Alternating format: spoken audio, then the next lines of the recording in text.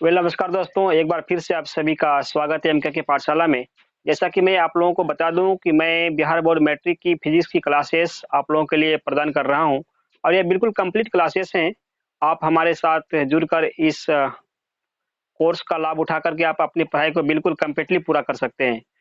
तो चलिए आज मैं आप लोगों को बताऊंगा कि उत्तल दर्पण में कैसे प्रमाणित करें कि F बराबर R/2 होता है। इससे पहले मैंने पिछला क्लास में आपको बताया था कि अवतल दर्पण में कैसे प्रमाणित किया जाए F बराबर R/2। तो आज मैं उत्तल दर्पण में प्रमाणित करूंगा F बराबर R/2।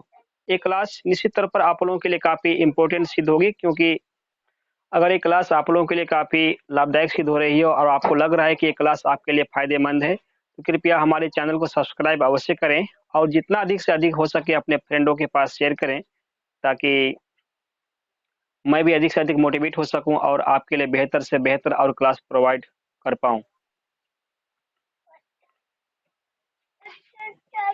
तो चलिए चलते हैं आज अपनी क्लास की तरफ।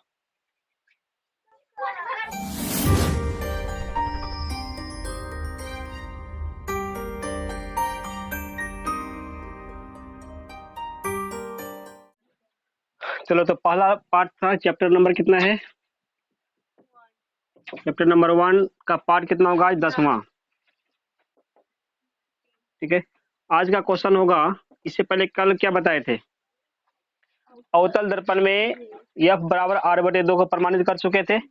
आज क्वेश्चन रहेगा कि उत्तल दर्पण में F बराबर R/2 को प्रमाणित करें। कौन सा दर्पण होगा? उत्तल दर्पण में F बराबर R/2 को सिद्ध करें या प्रमाणित करें, कुछ भी आ सकता है। प्रमाणित करें।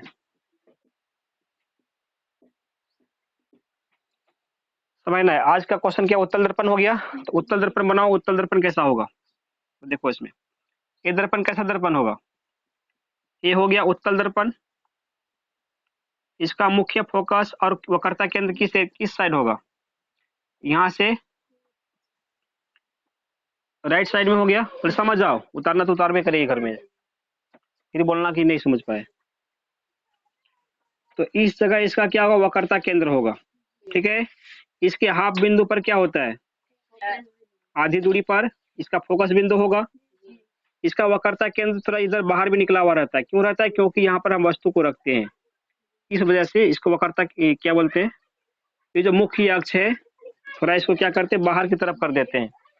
जब मुख्य अक्ष के समांतर कोई भी प्रकाश की किरण आकर के टकराएगी उत्तल दर्पण से, तो ये कैसा प्रतीत होगा? किस दिशा में मुड़ेगी? ये ऊपर भाई है ना, और लगेगा कहाँ से आता हुआ प्रतीत हो रहा है?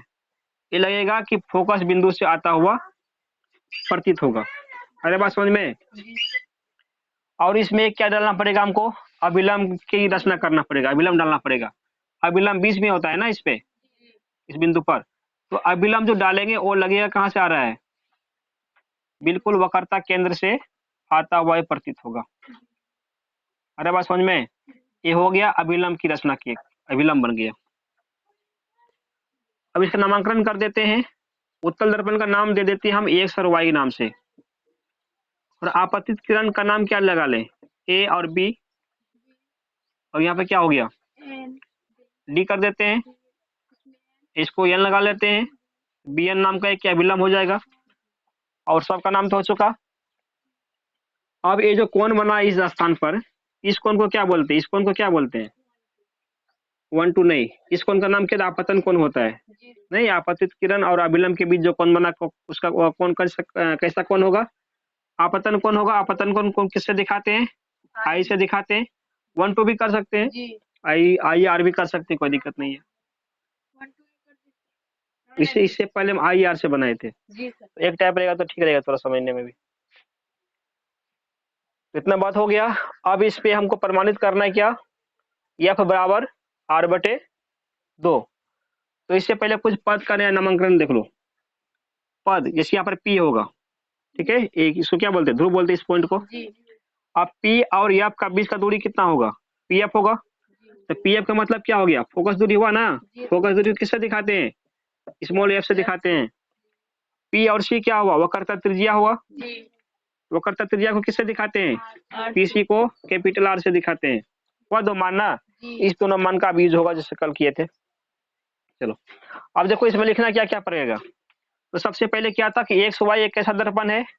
उत्तल दर्पण है, तो वही लिखना है। एक्स वाई माना करते हैं, माना एक्स वाई क्या है? एक उत्तल दर्पण है, एक उत्तल दर्पण है। एक्स वाई एक उत्तल दर्पण है जिसका ध्रुव, जिसमें ध्रुव या जिसका ध्रुव, चलो कर देते हैं, जिसका ध्रुव P, उसके बाद क्या है? मुख्य फोकस क्या होगा? ये आप समझो इसमें। अब जो जो बात है उसी वही सब का डिटेलिंग हम दे रहे हैं। अब यहाँ इसमें कोशिश करो कि हम इस बात को किस प्रकार से लिखते हैं, तो इतना रटने की कोशिश मत करना। जो फिगर है, सबसे पहले बात फिगर बनाना सीख लो। फिगर को देख देख कर हम कैसे कैसे पॉइंट लिख रहे हैं, बस वो समझना है, बहुत ही आसान हो जाएगा। जिसका ध्रुव P होगा, जिसका फोकस बिंदु क्या है? F है, तो मुख्य फोकस क्या बोल सकते हैं? मुख्य फोकस F। उसके बाद वक्रता केंद्र क्या हो गया? वक्रता केंद्र, वक्रता केंद्र C, और कुछ है? और लगभग हो गया है। तथा आपतित किरण के क्या नाम हुआ? A B. आपतित किरण ए बी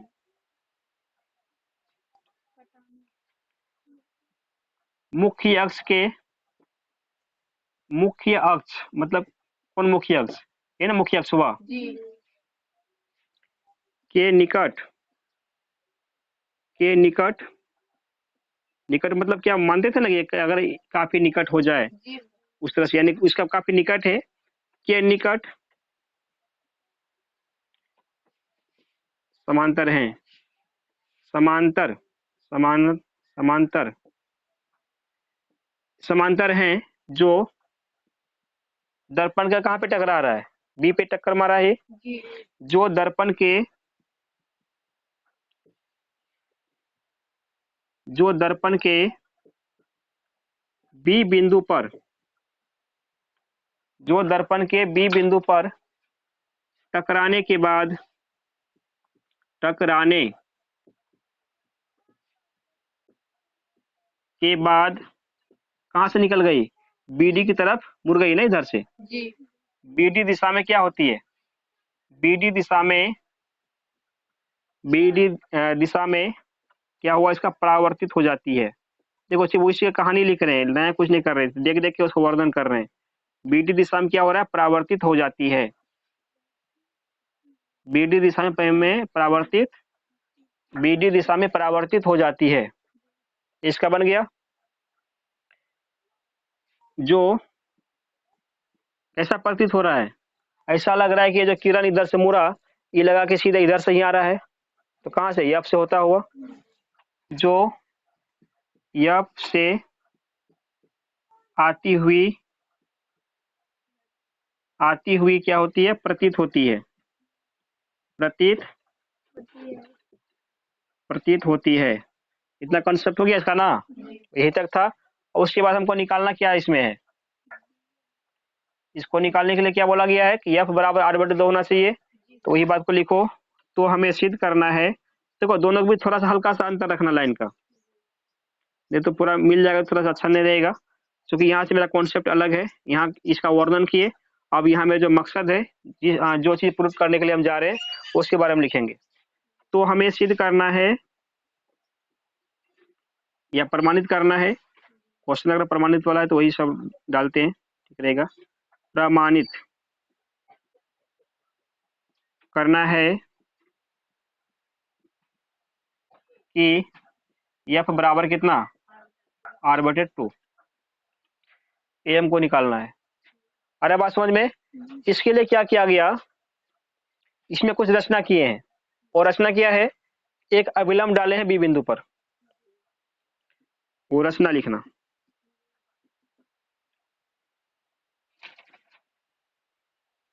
बी पर, यानी बिंदु बी पर क्या हुआ, बिंदु बी पर बी एन क्या डाला गया, अभिलंब डाले, अभिलंब अभिलंब डाला, जो कहां से, ऐसा लग रहा है कि सी से होता हुआ ये भी आ रहा है, नहीं, जो सी से आता हुआ प्रतीत होता है, जो सी से आती हुई, जो सी से आती हुई क्या हुआ, प्रतीत होती है, जो सी से आती हुई क्या हुआ, प्रतीत होती है। यहाँ तक इसका चर्चा हो गया। उसके बाद अब क्या चलेगा, इसको सोल्व करेंगे, चलेंगे, यानी प्रमाणित करना पड़ेगा अब कैसे कैसे बनाएंगे, यानी कि मेन कॉन्सेप्ट जो है इसके बाद से अब चालू होगा कि कैसे बनाएंगे इसको। तो यहाँ तक उतारो इसको।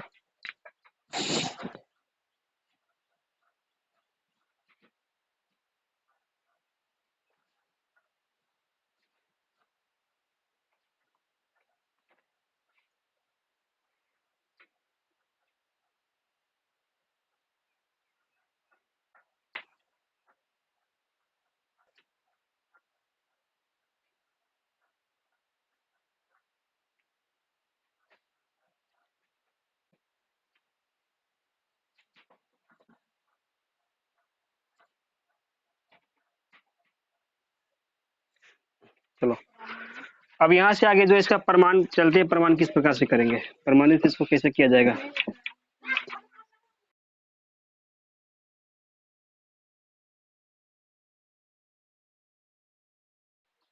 नहीं,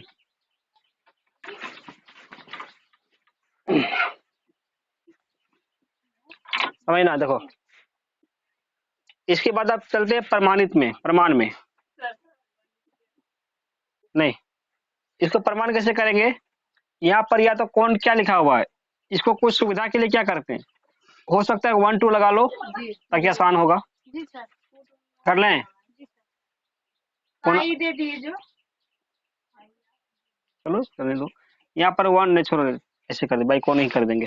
देखना एक नियम जो कल बताए थे, तो एक परावर्तन का नियम से सबसे पहले किए थे। परावर्तन का नियम क्या बोलता है, परावर्तन का नियम कहता है कि आपतन कोण हमेशा क्या होगा, परावर्तन कोण के बराबर होता है। परावर्तन के नियम से, के नियम से क्या होगा, कोण आई बराबर क्या निकलेगा, कोण आर निकलेगा ना, समीकरण नंबर क्या हो गया, 1 हो गया।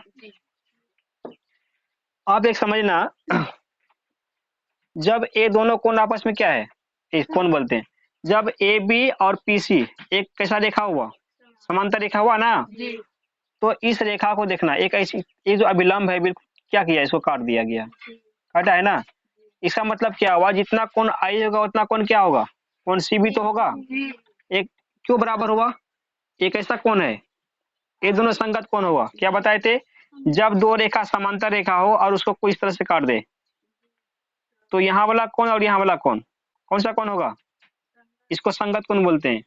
एक ही तरफ और एक ही दिशा में बनने वाले कोण को क्या बोलते हैं, संगत कोण बोलते हैं। उसी प्रकार समझना, जब ये रेखा आपस में क्या है, समांतर है, इस रेखा को ये जो डॉट डॉट मारे हैं ये काट रहा है, ये काट रहा है ना, इसका मतलब इस स्थान पर जो कोण बनेगा क्या, कोणाई ना है, यानी यहाँ पर कोणाई है, और यहाँ पर कौन सा कोण बनेगा, सी, यहाँ पर कोण क्या हुआ, सी हुआ, यानी यहाँ पर इस जगह पे ये कोण हो गया, यानी ए वाला जो कोण बना, सी वाला कोण और यहाँ में आई कोण आपस में क्या है, बराबर होगा ना दोनों कोण, क्यों, क्योंकि ये दोनों कैसा कोण है, संगत कोण है। तो हम बता सकते हैं कि कोण आई बराबर क्या होगा, कोण सी। समीकरण नंबर 2, ये क्यों हुआ, कारण इसका होगा संगत कोण, संगत कोण था इसलिए आपस में क्या हुआ, बराबर हुआ। तो समीकरण 1 और 2 से क्या पता चल रहा है, दोनों का लेफ्ट हैंड बराबर हुआ तो राइट हैंड में क्या होगा, बराबर होगा, यानी कि समीकरण 1 और समीकरण 1 तथा 2 से कोण आर बराबर क्या होगा, कोण सी होगा, कोण आर बराबर कोण सी हो गया, आर बराबर, ठीक है, कोण आर बराबर कोण सी हुआ, अब एक बात समझना, एक कोण हम इसे बताए होंगे इस तरह से, है ना। तो यहाँ पर बनने वाला कोण कैसा कोण होता है, ये भी कोण बराबर होता है। इस कोण का नाम क्या बोलते हैं, इस कोण को बोलते हैं शीर्षाभिमुख कोण। और शीर्षाभिमुख कोण आपस में क्या होता है, बराबर होता है। यानी कि जब दो रेखा एक दूसरे को काटे तो आमने सामने बनने वाले कोण को शीर्षाभिमुख कोण कहते हैं, और शीर्षाभिमुख कोण आपस में बराबर होता है। तो यहाँ पर समझना, यहाँ पर किस प्रकार से कट रहा है, एक रेखा इस तरह से गया है ना, इस तरह से, और एक दो डॉट ऐसा करके गया हुआ नहीं। तो यहाँ पर जो कोण बना, कौन सा कोण है, आर कोण है जी। यहाँ, और यहाँ पर कौन सा कोण बनेगा, ये नहीं कोण बनेगा नहीं। तो क्या आर इसके बराबर नहीं हो जाएगा, होगा। वही बात यहाँ पर लिखना है। कहाँ पर है, यहाँ पर, हाँ इटो ऐसे कौन का किए, गोल किए कौन के लिए चाप काटे, समझना। अब जो अभी पता क्या चला, आर बराबर क्या होगा, ये वाला कौन होगा ना, इसको क्या बोलेंगे, कैसे बोलेंगे, एफ बी सी, ये नहीं बोलेंगे। तो कौन आर बराबर क्या होगा, कौन एफ बी सी। इसको कर लेते, समीकरण नंबर 2 था, क्या हो गया 3 नंबर का, इसको क्या कर लेंगे 4 नंबर का। इसको एफ बी से ही क्यों लिखे, बी क्यों नहीं लिखे, बी भी कर सकते थे, लेकिन बी का मतलब क्या हो रहा है, बहुत सारा कौन हो रहा है, बी का मतलब इधर का भी कौन का मतलब आ जाएगा, इस भी ए भी कौन आ जाएगा नहीं, तो कौन सा कौन लेंगे पता नहीं चलेगा। इसलिए क्लियर करने के लिए क्या किए, बी को स्पष्ट रूप से लिखना पड़ गया, यानी एफ बी सी, यानी एफ बी सी मतलब हो गया ए कौन हम लिए, एफ बी सी इधर से गए इधर से वापस हो गए, तो ये कौन ना पड़ेगा,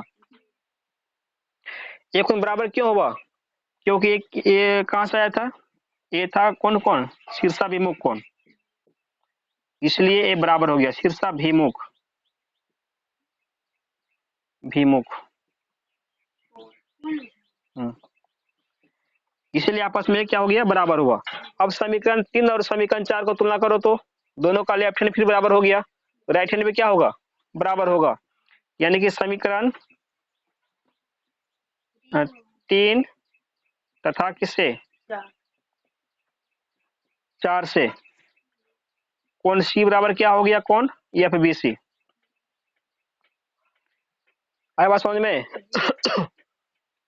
कौन सी बराबर कौन, यानी दोनों कोण आपस में क्या होगा, बराबर। तो नियम क्या बताए थे हम कि समान कोण के सामने वाले भुजा क्या होता है, बराबर होता है, समान कोण का सामने वाला भुजा बराबर होगा। वो लिखना, चूंकि समान कोण के सामने वाला भुजा सामने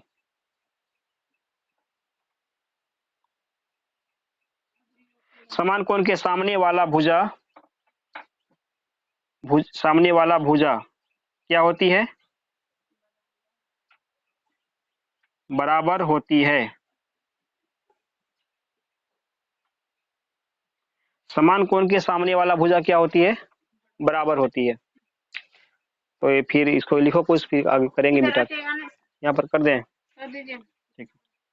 उसके बाद यहाँ पे देखना, समान कोण का सामने वाला क्या बता दिए, बराबर होती है। तो यहाँ पर क्या था, सी के सामने कौन सा कोण था, कौन बोलते हैं, सी के सामने कौन सा भुजा है, कौन सी के सामने, ये ना बी एफ भुजा है, तो बी एफ। और यहाँ से चलो इधर, एफ बी सी यानी बी कौन हुआ, बी के सामने कौन सा भुजा है, एफ बी सी कहाँ पर है, एफ बी सी ये कौन हुआ ना, इस कोण के सामने कौन सा भुजा हुआ, देखना इसके सामने तो ए भुजा हुआ, एफ सी बराबर क्या होगा, एफ सी। यानी कि दो, अगर दो कोण बराबर हुआ तो दो भुजा भी बराबर निकलेगा। अब चूंकि वही बात निकालो, पी सी बराबर क्या होगा, एन होगा P F plus F C, नहीं एक कंडीशन और, अच्छा क्या लिखे थे इसमें, बी एफ था ना सर, ठीक है। अगर मान लो कि बराबर होगा, अगर इसमें मान लिया जाए कि अगर ये आपतित किरण क्या बोले थे, काफी निकट है किसका, मुख्य फोकस मुख्य अक्ष के काफी निकट है आपतित किरण, अगर काफी निकट होगा तो ये बी बिंदु कहाँ पर हो जाएगा, बिल्कुल पी के ऊपर हो जाएगा ना। तो जितना पी एफ होगा, अगर बी इसी जगह पर आ जाए तो वो तो बी एफ भी तो हो जाएगा। इसका मतलब क्योंकि जब आपतित किरण आपतित किरण मुख्य अक्ष के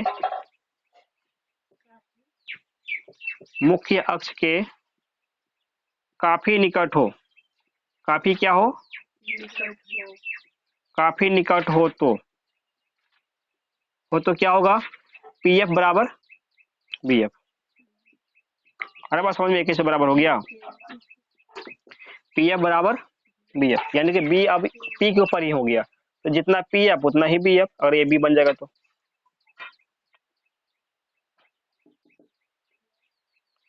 अब इसमें चलो पी एफ बराबर बी एफ, तो हम कर सकते हैं बी एफ बराबर, इसलिए क्या निकलेगा, यहाँ पे बी एफ था ना, इसको हम पहले बी एफ कर लेते हैं, बाद में पी एफ लगा देते हैं, ताकि दोनों का एक साइड बराबर हो जाएगा। अब बराबर करना तो एक साथ घुमा देना इसको, बी एफ बराबर क्या होगा, बी एफ बराबर पी एफ, समझ में, बी एफ बराबर, ऐसा क्यों किया, क्यों घुमाए, क्योंकि दोनों को बराबर बराबर कर लेंगे ना, तो आसान होगा कि एफ सी बराबर पी एफ करेंगे, इसलिए क्या बोल सकते हैं हम, जितना एफ सी होगा उतना क्या होगा, पी एफ भी तो होगा, एफ सी बराबर क्या हुआ, पी एफ हुआ। ये बराबर क्यों कर दिए, दोनों मिला करके, अगर इसको नामांकन करना है तो कर देना, अभी तक 4 नंबर तक निकला हुआ था, इसको क्या मान लेंगे हम, 5 नंबर मान लेंगे, इसको क्या मान लेंगे, 6 नंबर मान लेंगे। अब लिख सकते हैं ना कि समीकरण 5 तथा 6 से ऐसा हुआ है, कारण दे देना, समीकरण 5 तथा कहां से, समीकरण 6, समीकरण 5 तथा समीकरण 6 न हुआ, ये 6 से, इन दोनों समीकरण से ऐसा बात निकला हुआ है, ठीक है। अब ले लो पीसी बराबर क्या होगा, समझना, पीसी है ना, पीसी हुआ,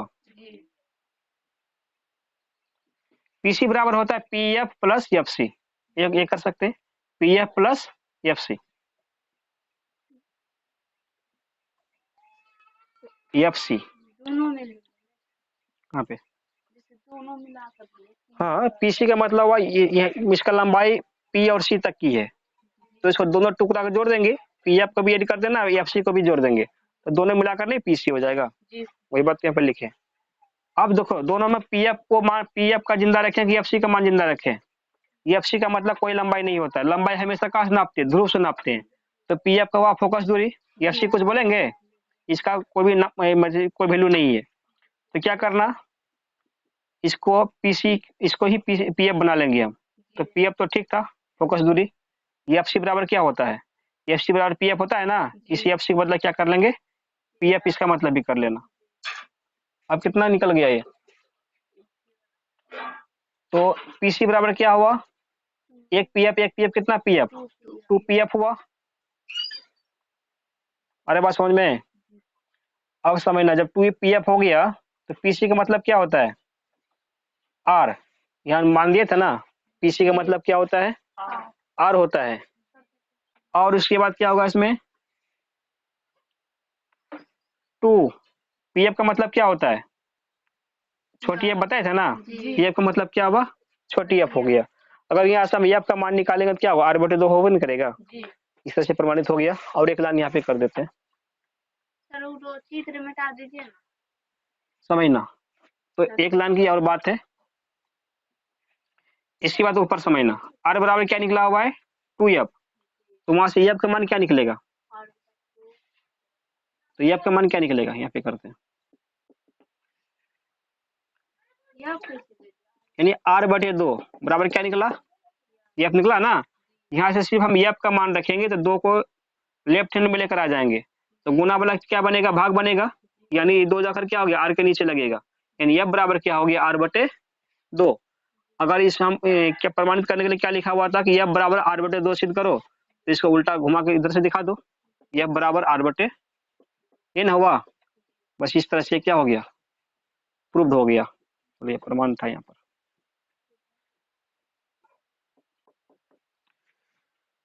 बात समझ में, इस प्रकार से उत्तल दर्पण में क्या प्रमाणित हो गया, एफ बराबर r/2। तो आज तक ये रहने दो, कल चलेगा अवतल दर्पण और उत्तल दर्पण में दर्पण सूत्र प्रमाणित करेंगे, ठीक है, चलो।